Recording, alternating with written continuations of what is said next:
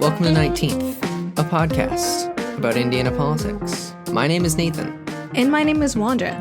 Today we're going to start off, since it's our first episode, just taking a very general overview of what our government looks like. But first, let's see what's been going on around Indiana. Quite a few things have been going on in Indiana.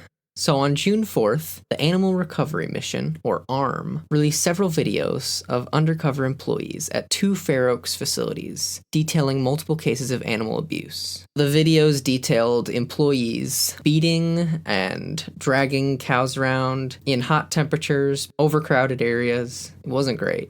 I wouldn't think so. No, definitely not. And after these videos came to light, Kroger has ceased accepting products from Fair Oaks. This is sure to have some, at least short-term, economic effects on Fair Oaks. And that could also affect Indiana because they're a large producer and an Indiana company. The founder of Fair Oaks has released a statement where he says he takes full responsibility for what happened, and the employees in the video have been fired. A full investigation is underway, according to McCloskey, who is the founder of both Fairlife and Fair Oaks, which indicates that there's some positive change will come from the actions of ARM. That's good to know. Yeah. Although, these videos detailing the abuse of cows at Fair Oaks has also got the attention from Travis Holdman. He is a senator of the 19th District. He stated that the videos released by ARM were somehow politically motivated. Travis Holdman authored a law in 2013 that would make taking photos or videos of agricultural operations in Indiana a misdemeanor. Holdman has considered refiling this bill in the Indiana Senate after the ARM released its videos. It seems kind of crazy to me because I feel like if you're recording something that you see like that's violence against animals or anything of that sort, why is it illegal to, capture that? How else do you stop horrible things like that from happening? I don't know. I truly don't understand it either. But if you think about it from this perspective of the agricultural community, they don't want these videos leaking out that'll possibly affect their bottom line, you know? Yeah, but how much is your bottom line worth in this? I know the bill is all about protecting the agricultural people. Yeah. But it reduces this bill would reduce the accountability that farms in Indiana would be subjected to. Maybe you just shouldn't be doing something you don't want to be caught on film. Yeah. Up next, on June 18th in South Bend, Indiana, Police Officer Sergeant Ryan O'Neill was responding to a 911 call that someone was breaking into cars. According to the official timeline, 3 minutes after arriving at Central High Apartments, O'Neill radios that shots had been fired, and 53-year-old Eric Logan, who was black, was shot and later died at the hospital. Now, South Bend is an area that has body cameras on all of their officers. However, O'Neill did not have a body camera turned on. The video from the dashboard camera on his police cruiser and nearby security footage has not been found. This lack of evidence leaves a lot of room for skepticism, and some of the facts that we do have about that night also beg more questions, like why was Eric Logan taken to the hospital in a police vehicle instead of an ambulance? An ambulance was called to the scene by the police, but they decided to take him in a police vehicle instead. Also, the story from the police and from Eric Logan's family don't match up. O'Neill, the officer, claims that when he arrived, Logan was holding a large knife and a purse. However, Logan's family said he didn't own a knife. There's a sentiment of distrust in the community, and people are wondering if they will get the whole truth or if they'll get a doctored version of the events to come. So Wanja, I just want to ask you, do you have any thoughts on what happened here? Thoughts about why this officer might not have his camera on, or we see stuff like this happen unfortunately, all the time in America. The sad thing is that it's nothing new, but I don't know, the thing that kind of really bothers me is the main reason, you have body cameras and dashboard cams is exactly for reasons like this. You look at the tapes and maybe that provides some sort of new perspective, but when you have someone who's killed, part of our whole criminal justice system is letting people, stand up before a judge and, not having a police officer be the one to decide whether or not someone is guilty lives or dies or not. Exactly. I don't know. It's obviously not a great story, and I don't know how it's going to end up. We've seen how it tends to end up, which is usually not in the favor of the person who was murdered, but yeah, I don't know. Yeah, the body cameras are meant to add information, and honestly, it's basically for the protection of the law enforcement. If you're not doing anything bad, the body camera will prove that. And so it leads me to distrust this person, because why would you need to have that off? Yeah, I mean, if you almost think about it, it's similar to what I was just saying about the previous story with the animal abuses. If you're doing something that you don't want to be caught on video, maybe you shouldn't be doing it. Yeah.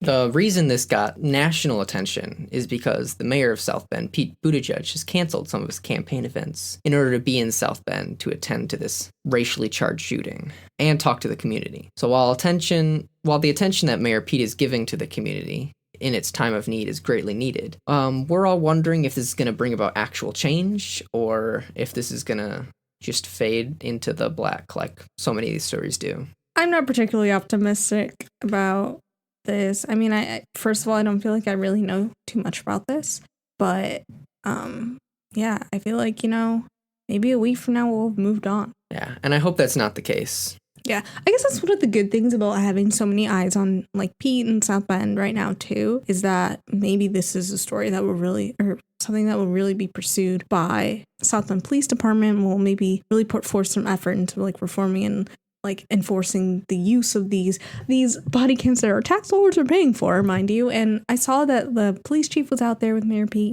trying to hear from the community a little bit, and some city council members as well. So maybe it's a good thing that there's so much attention outside of just the local, news focused on what's going to happen, where this will go. What kind of reform maybe that could come out of this. Unfortunately, it's at the cost of a black man's life. But, America. That is how it seems to go. Change only seems to happen when tragedy strikes.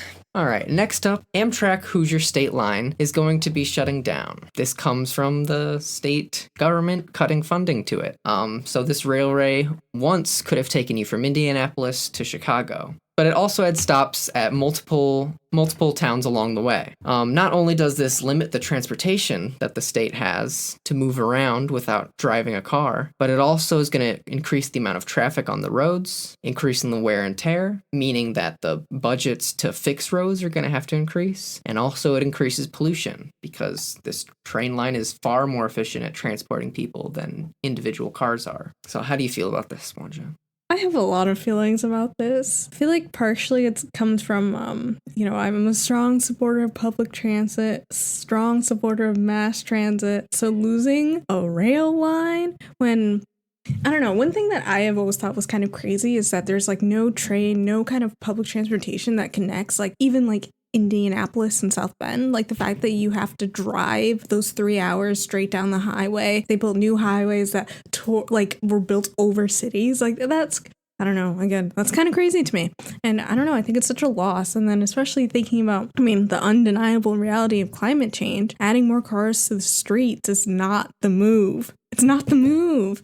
And if anything, INDOT should be, investing in improving rails. I know right now, I think there's another train I think that runs a similar route, but I think it's only 3 days a week out of 7. Like you can't, if you work Monday through Friday and the train only runs on Mondays and Thursdays, like you can't count on that as your mode of transportation. I know up in northern Indiana where we're both from, they're investing in improving the South Shore line, which connects essentially from South Bend to Chicago and many of the cities in between. And I think that's great, improving mass transit. The better it is, the more likely people will ride it, the less cars that'll be on the road. So to be taking away a train line before I even had a chance to ride it, mind you, is, I don't know. I don't know what's going on here. I'm not a fan of this. Not a fan. Yeah, no. They cited that there was low ridership. That was one of the reasons they decided to shut it down. Yeah, but if you look at the schedule, for those of you who don't know, I think it was only 4 days a week. Like what I was saying, if that's a timeline you have, of course but it's probably unlikely that you're going to be relying on something that is not reliable for your needs. I feel like it's just another step back in Indiana public transport. And if you want to stop brain drain and people leaving your state, you need to invest in those things because growing amount of people want to live where they don't need to drive a car. And this is reducing that for Indiana. And so if that's something you want, you're not going to choose Indiana to live and people will leave. And I will say from me personally, someone who's not a huge fan of driving, but as I said, loves public transportation. And I now live in a city with amazing public transportation. Seeing something like this, like a train line that makes it easier for people to get around, even people who can't afford a car. I mean, I know this train line isn't designed, for your daily, commute to and from work maybe, but it could be if it worked more efficiently. And is like, I wonder how this affects people who maybe live in Indianapolis or working in Chicago, live in Lafayette or working in Chicago, or vice versa, or somewhere in between. I wonder what that looks like and how deeply this was thought about before the funds were diverted from or taken away by an Indiana Department of Transportation. Indiana should be investing more in railways, moving from city to city instead of less, because we also have a problem with fixing the roads. Like, money just doesn't seem to be there to fix roads going in and out of Indianapolis, and this would be one way to solve that problem, but the people in charge aren't behind it. Yeah. And that, I don't know, that makes me sad. I mean, I guess in that case, it's our responsibility I should be voicing these sentiments to my representatives then, But have I done that? Well, now I know. This is something maybe I should be more aware of. And I'm sure this is something that the people who live along the rail line are aware of, because now this is no longer going to be an option. And that's sad. Speaking of sad, Susan Brooks, she represents Indiana's 5th District in the United States Senate, and she has announced that she is going to retire and not going to run for re-election in 2020. She is one of only 13 Republican women in Congress, and she has spent a lot of her career recruiting women to go into politics. Some are saying this is a pretty big loss, her deciding not to run again, and claiming it's a problem amongst the Republican Party not being able to hold on to women. But she claims that this is just a part of her life that she is done with and wants to move on to being with her family and supporting the people who have supported her all throughout her running for election and all sorts of things like this. But she says now that she's not running and now that she's not going to be a representative, she says it gives her even more time to scout and recruit women to join politics, which is a positive, but it's a loss nonetheless. Yeah, that's interesting. I think it's always good. 13 women in Congress, or 13 Republican women, but there's not 13% of, the United States is Republican women. I can assume it's a tad bit more. And, it's a loss of that parity. I think that's kind of sad. Yeah. That's some of the big news in Indiana. What's the topic of the day, Wanja? Yeah, so like I said, this is our first episode, so we're going to dive into what our state government looks like. Now, when I was kind of paging through this, I saw a lot of similarities between what our state government looks like and what, the larger federal government looks like. So essentially, on the most rudimentary level, we have to kind of get this out of the way. Our Indiana state government is called the Indiana General Assembly. I don't know if have you ever heard that term used or? No. Yeah, well, that's a thing. That's what it's called. It's called the Indiana General Assembly. Rolls right off the tongue. Yeah, I'm going to call it maybe the IGA. I don't know. Maybe that's what the kids call it. I'm not sure. That is what the kids call it. Yeah. But anyways, essentially, just like our good old federal government, the IGA is made up of the judiciary, the courts, the executive branch. We have our governor, Eric Holcomb. He's been there since 2016. He was actually Mike Pence's lieutenant governor and was running on the ticket with him in 2016. But as you know, Mike Pence ended up having other plans for 2016, leading to Eric Holcomb taking charge as governor or being elected as governor in 2016. And outside of the executive and judiciary branch, we also have our legislature. So the legislative branch here in Indiana is broken up into 2 houses. Again, just like the federal government, we have the House of Representatives and the Senate. So the House of Representatives is made up of 50 representatives. So 10 of them are Democrats and 40 of them are Republicans. And the leader of the House is the Speaker of the House, again, similar to the federal government. And our current Speaker of the House is Representative Brian Bosma. And to be in the House, this is going to be a fun fact for the both of us. The term is 2 years long, but you only have to be 21 years old. So 21, huh? We could, I'm just saying, we could run to be in the House of Representatives. Interesting. So the House has 50 and the Senate has 100? Yeah. So the Senate has 100. Okay, so that's opposite from the federal government, where the Senate has less.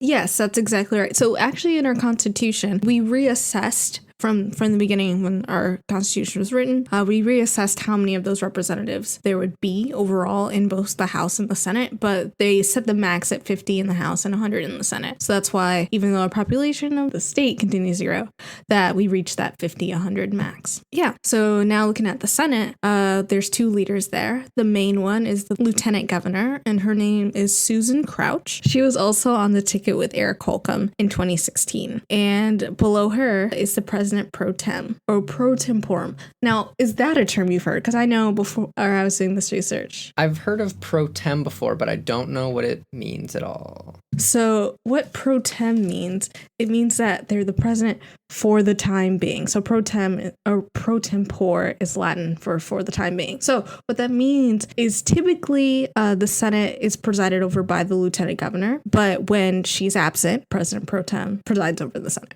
Again, similar to the federal government, in Indiana, a senator's term is 4 years long.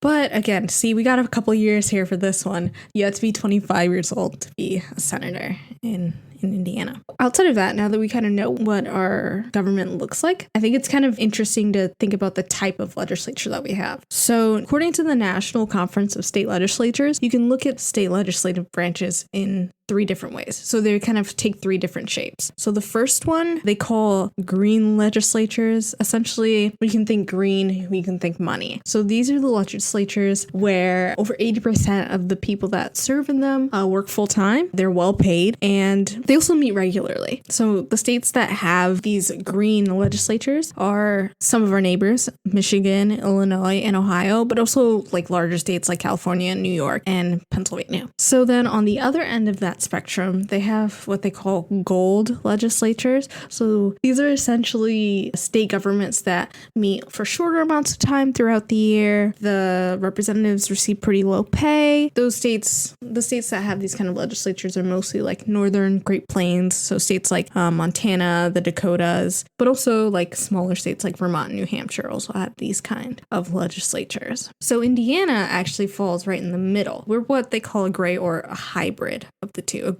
a hybrid legislature. The interesting thing is that 26 states in the country are hybrid legislatures. So what that means is that more than 2/3 of the representatives in our government, this is their full-time job to work in our state. But also what this means is that the sessions that our government is operating in are not full-time. They don't work year-round.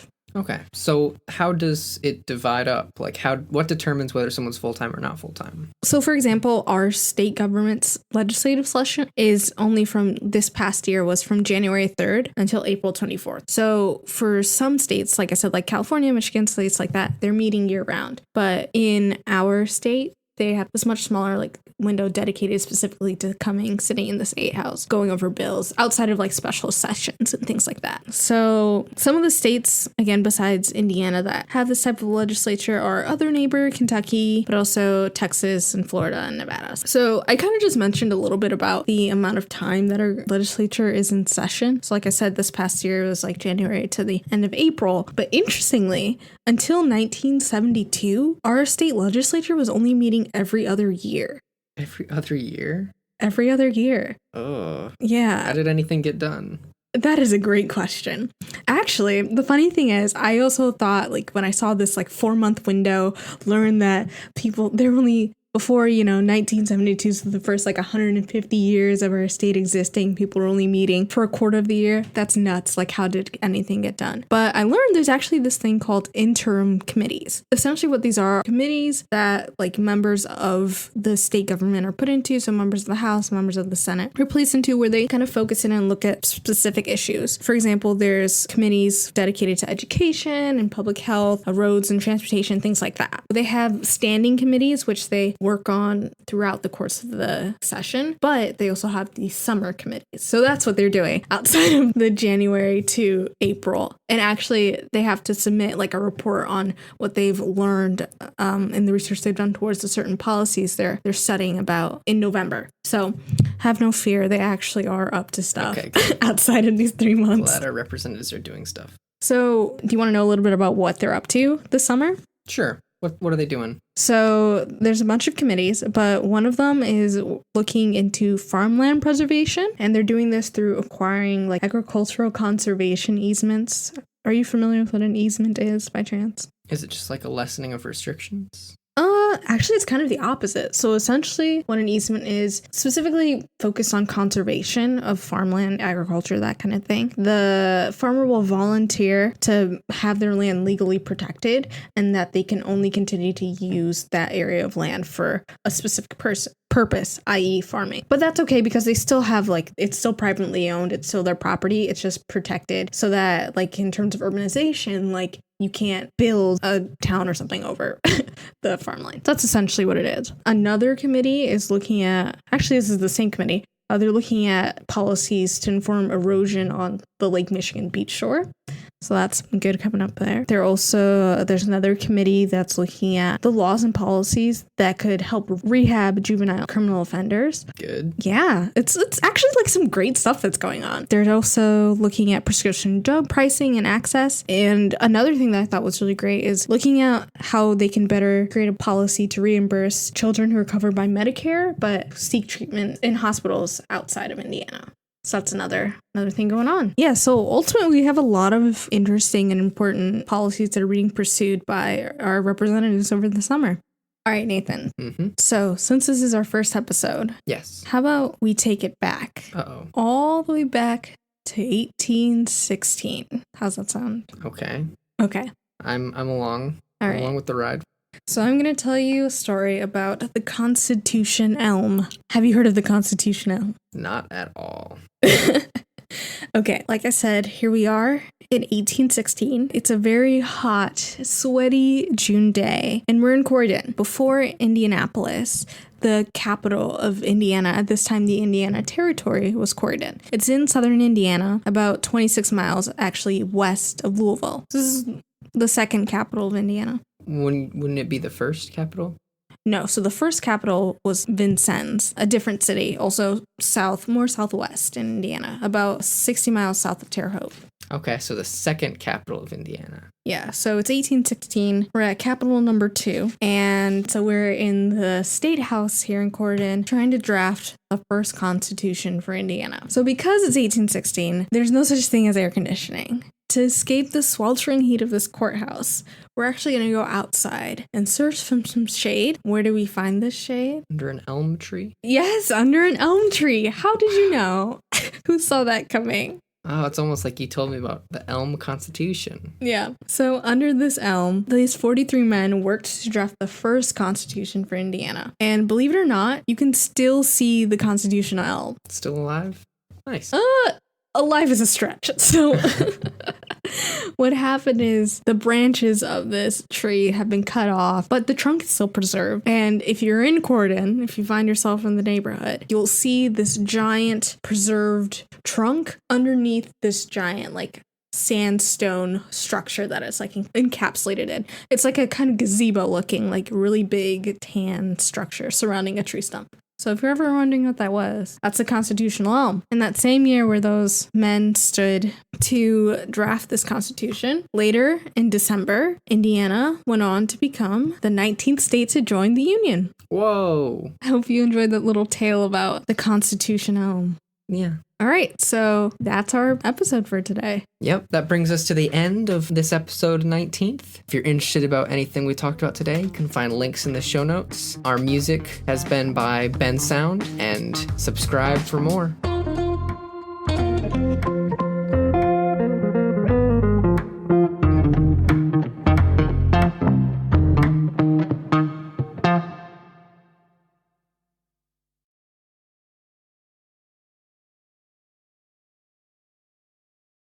It's a shame they didn't have air conditioning. Then we could have had a constitutional AC. Yeah, that doesn't come till 1902, so got a ways to go. What a shame.